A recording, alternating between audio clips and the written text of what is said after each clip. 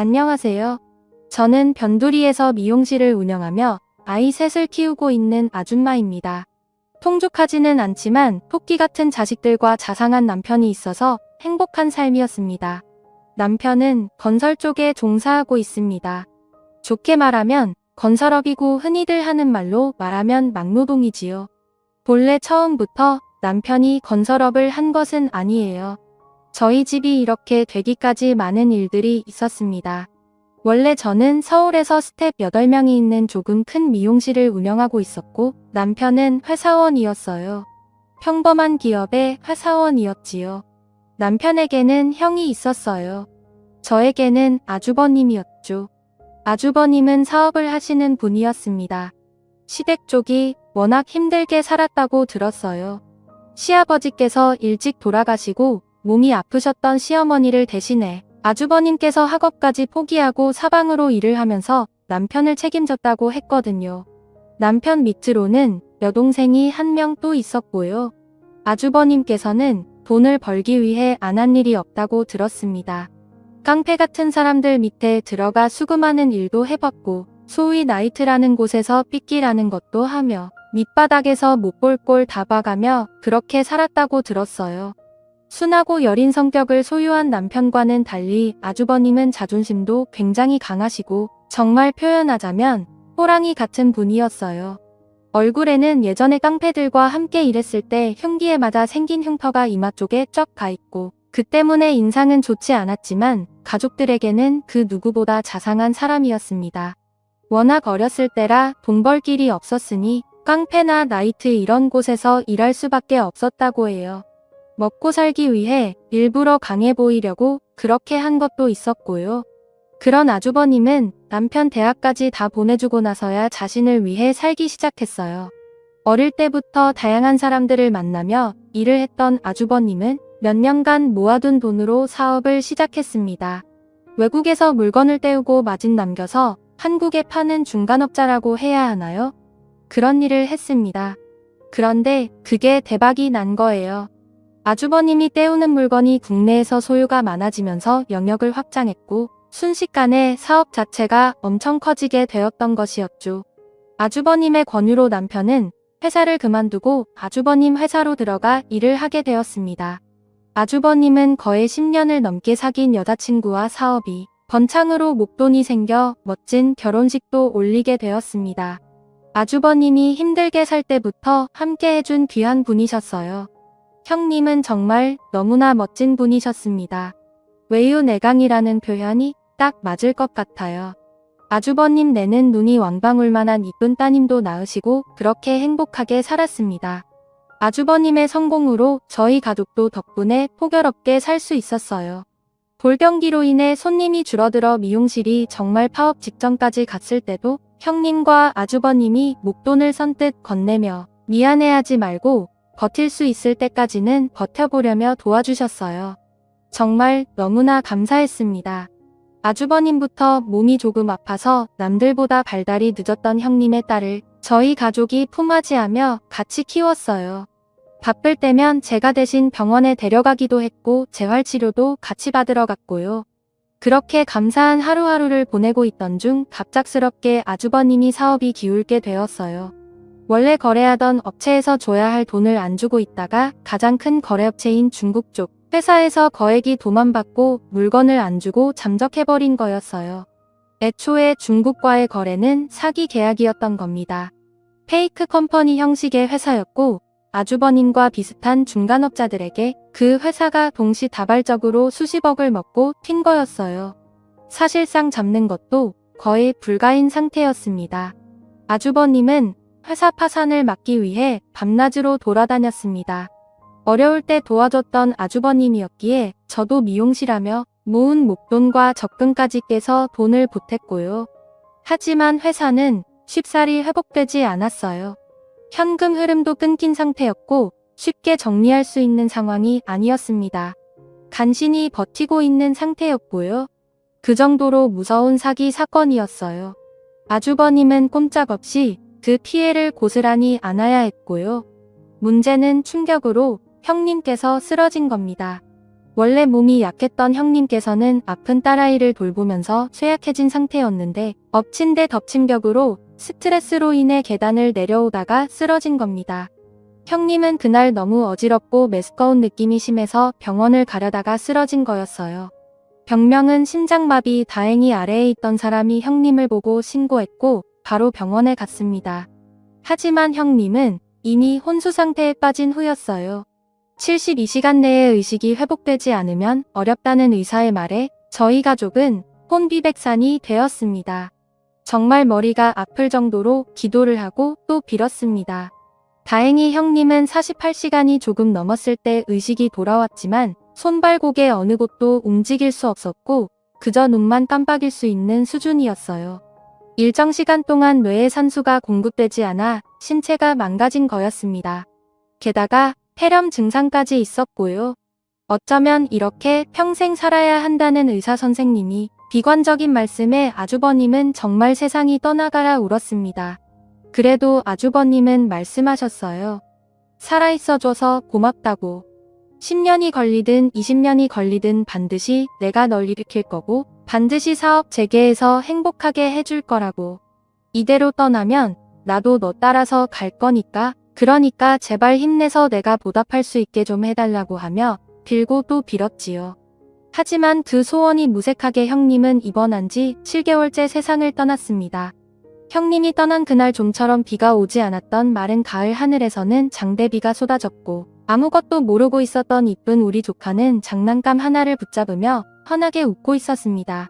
저는 큰애한테 부탁해서 조카가 절대 눈치채지 못하게 같이 놀고 있으라며 저희 집에 조카를 데려다 두었습니다. 장애가 있던 조카에게는 차마 엄마의 사망 소식을 전하지 못하고 쉬쉬하고 있었어요. 아주버님은 중에 많이 하며 실신하고 정말 끔찍했던 날이었습니다. 결국 형님이 장례를 치르고 아주버님은 다시 먹고 살기 위해 그리고 사업을 살리기 위해 일터로 나가야만 했어요. 참으로 냉정한 세상이었지요. 앞으로 살아갈 날이 까마득한 조카와 아주버님을 위해 상의 끝에 미용실 보증금을 뺀 돈과 아파트 담보로 빌린 돈을 아주버님에게 건네주며 말했습니다.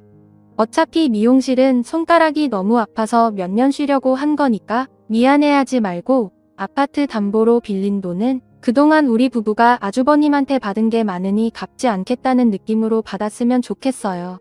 돈 다시 받으려고 주는 거 아니니까 부담 가지시지 마시고 회사 꼭 살리세요. 라며 건넸습니다. 죽기보다 남에게 빚지는 걸 싫어하고 자존심과 체면 하나로 살아왔던 아주버님은 딸 아이를 위해 그리고 회사에 딸린 식구들을 먹여 살리기 위해 눈물방울을 뚝뚝 흘리며 돈을 받으셨어요. 절대 이 은혜 잊지 않겠다고 꼭 갚겠다고 회사 살리겠다고 하면서요. 하지만 세상이 뜻대로 되면 얼마나 좋겠습니까? 결국 아주버님의 회사는 부도가 났고 빚더미에 오르게 되었습니다. 당연히 저희도 타격이 컸지요. 아파트 담보로 빌린 돈은 급한 불을 끄기 위해 친정에서 돈을 빌려 급하게 갚았고 결국 돈이 너무 없어서 아파트까지 팔고 변두리로 이사가게 되었어요. 회사 일로 바빠서 아픈 딸 병원 갈 시간이 없었기에 조카는 저희 집에서 맡아 키우고 있었습니다. 그런데 아주버님은 망한 회사로 인한 충격으로 알코올에 의지하며 우울증에 빠지셨어요. 술만 마시면 남편에게 아내가 보고 싶다고 정말 너에게 미안하지만 내 딸 좀 잘 부탁한다면서 안 좋은 말을 하기도 했고요. 그럴 때마다 저와 남편이 무슨 소리세요? 끝까지 잘 살아서 따님 결혼하는 것까지 봐야 하지 않겠냐고 하며 달랬지요. 하지만 우려는 현실이 되었습니다. 아주버님은 편지지 5장을 앞뒤로 꽉 채운 유서와 비슷한 느낌이 글을 쓴 채 사라져버렸어요. 나 때문에 아파트 담보로 돈까지 빌리고 미용실까지 뺀 돈을 빌려주었는데 이렇게 비참하게 망해서 미안하다. 너에게 멋지고 든든한 형으로 남고 싶었는데 이렇게 존재 자체가 짐덩인 형이 되어 너에게 면목이 없다고 제발 날 찾지 말고 내 딸 염치 없지만 내 딸 좀 잘 부탁한다. 절대 날 찾지 말아다오. 그게 내 소원이다. 반드시 떳떳하게 제기해서 다시 나타나마라는 글을 쓰며 신그루처럼 온데간데 없이 사라진 겁니다. 경찰에 신고해봤지만 마지막으로 발견된 건 인천 앞바다에 있던 아주버님이 낡은 차인데 그 이후로 정말 말도 안 되게 8년이라는 세월간 종적을 감추셨어요. 어딘가에는 아주버님이 살아있을 거라고 철석같이 믿고 저희는 살았습니다. 언젠간 짠하게 멋진 모습으로 나타날 거야. 그러면서 슬퍼하고 힘들어하는 남편을 위로했지요. 엄마와 아빠를 찾으며 앙앙 우는 조카에게는 말했습니다. 엄마 아빠가 너무너무 행복한 일이 생겨서 잠깐 멀리 여행 간 거야. 그러니까 울지 말고 언니들이랑 재밌게 놀고 공부 열심히 하고 병원 잘 다니면 엄마 아빠가 좋아하실 거야. 하며 달랬지요. 그렇게 정말 아주버님이 사라지고 꼬박 8년간을 조카 포함 아이넷을 키우며 살았어요. 남편은 하루아침에 직장을 잃었기에 당장 먹고 살기 위해 그때부터 건설 현장에 나가 일을 하기 시작했고 저도 변두리 동네에서 아주 작은 가게를 빌려 미용업을 하며 입에 풀칠을 했습니다. 사는 게 너무 힘들어 아주버님을 원망할 때도 있었어요. 이렇게 예쁘고 토끼 같은 자식을 두고 왜 도망가냐고 끝까지 책임지는 게 아빠고 남자 아니냐며 엉엉 울 때도 있었습니다. 큰딸 졸업식이랑 조카 졸업식이 겹칠 때면 조카가 서운하지 않게 저는 큰딸에게 남편은 조카한테 가서 최대한 공평하게 사랑을 주려고 노력했습니다. 조카는 저와 남편이 마음을 알았는지 발달치료도 잘 받아서 정상 스펙트럼 안에 들어오는 판정을 받게 되었어요. 비장애인보다 조금 산만한 정도지만 비장애인과 함께 학교를 다니는데 문제는 없다는 결과였지요.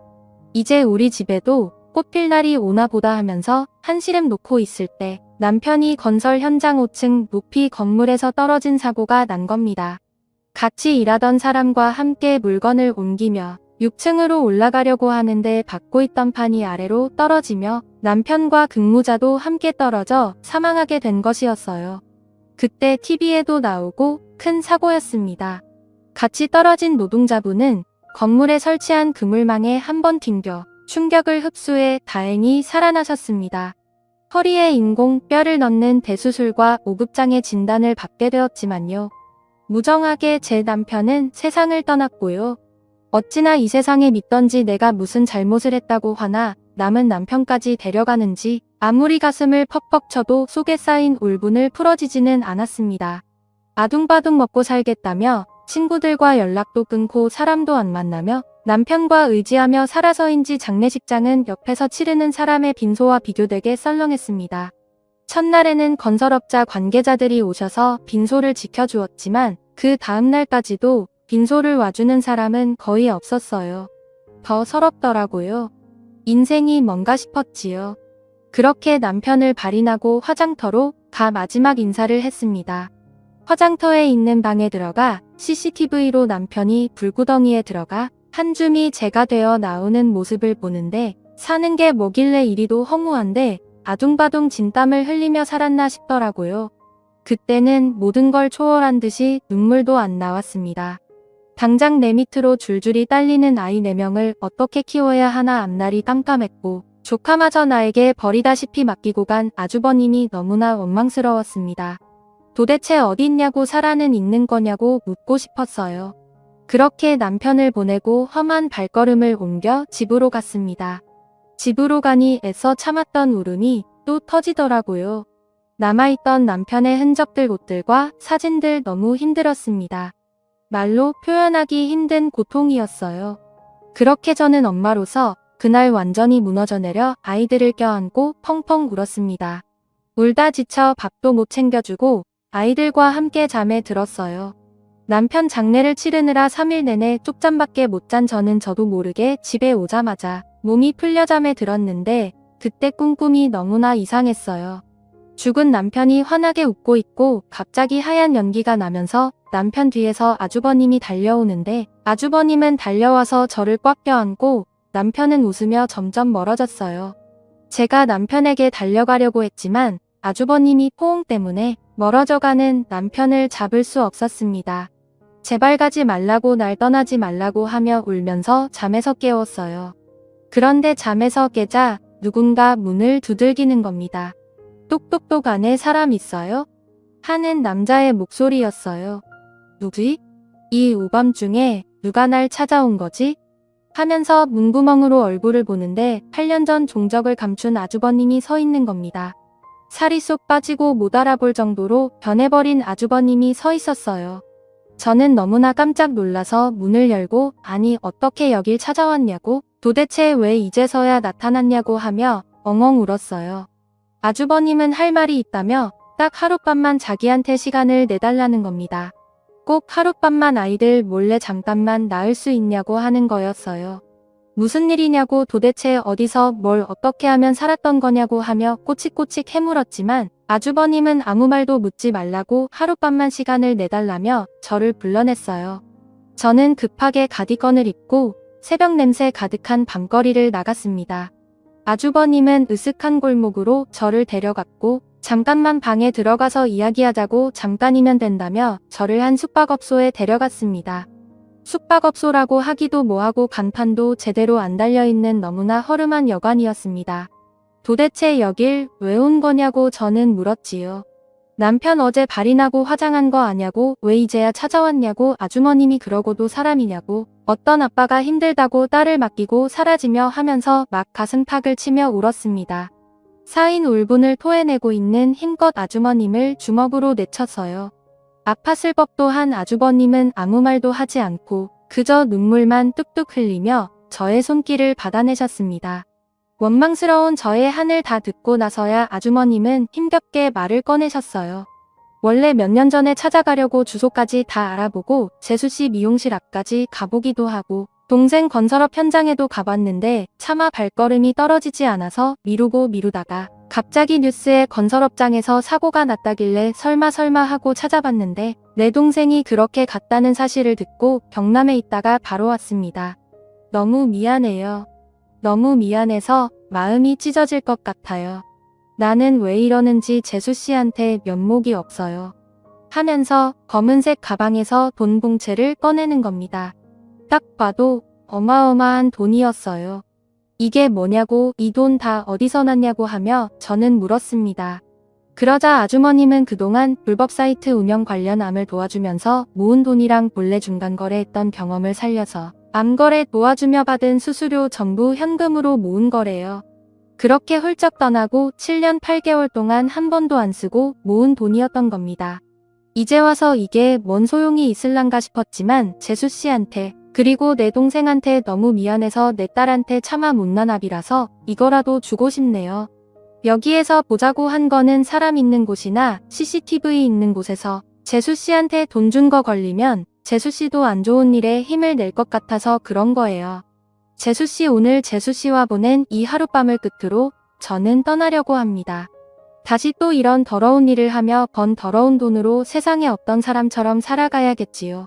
재수씨도 저 찾지 마세요. 우리 딸한테는 그냥 아빠가 먼 곳으로 갔다고 해주세요. 라는 겁니다. 저는 말했지요. 아주버님 왜 그러세요?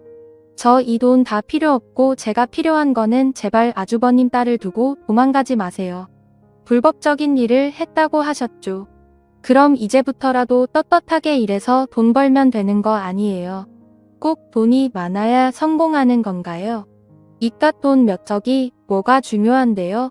아주버님이 돈 망친 시간 동안 아주버님은 돈보다 소중한 걸 잃은 거예요. 동생의 발인 입관도 보지 못했고 딸아이의 졸업 입학 그리고 성장 과정도 보지 못한 인생이 뭐가 좋아요. 성공하고 딸 앞에 나타나면 딸이 좋다고 하며 박수 칠 줄 알아요. 조카 그러니까 딸이 원하는 건 그저 부모의 사랑이에요. 자존심이고 체면이고 이 상황에 뭐가 중요한데요?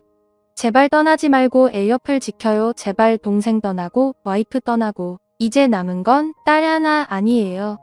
뭘 더 잃어야 돌아올 건데요. 하며 엉엉 울었습니다. 제발 떠나지 말라고 몇 턱을 모은 게 그게 뭐가 중요하냐면서 아주버님을 설득했습니다. 그제서야 아주버님은 서러운 눈물을 흘리기 시작했어요. 다 맞는 말이라고 알면서도 그놈의 자존심 성공에 대한 갈망 때문에 모든 걸 뒤로 했고 외면했다면서 내가 죄인이라고 이제부터라도 내 딸 책임지겠다며 마음을 다잡으셨어요. 그렇게 아주버님은 따님 곁으로 다시 돌아오게 되었습니다. 저희 도움을 받아 아주버님 경찰에 신고건 관련한 서류 처리도 마무리했고 아주버님은 다시 어둠의 길을 젓고 딸 곁으로 돌아와 살게 되었습니다. 마음을 다잡게 해줘서 고맙다고 다시는 떠나지 않겠다고 약속을 했네요. 혹시 몰라 아주버님이 건넨 돈은 제가 관리하고 있습니다. 딸과 함께 살 집을 마련하고 또 조카가 대학 들어갈 때 들어갈 목돈을 위해 아껴두고 있네요. 남편을 보내고 그날 밤 꾼 꿈은 아마도 멀리 떠난 남편이 저에게 보낸 선물을 암시하는 거였나 봅니다. 이제는 보고 싶어도 보지 못하고 닿지 못하는 남편을 다시 만날 날을 기약하며 남은 생 잘 살아보려고 합니다. 사연 읽어주셔서 감사합니다.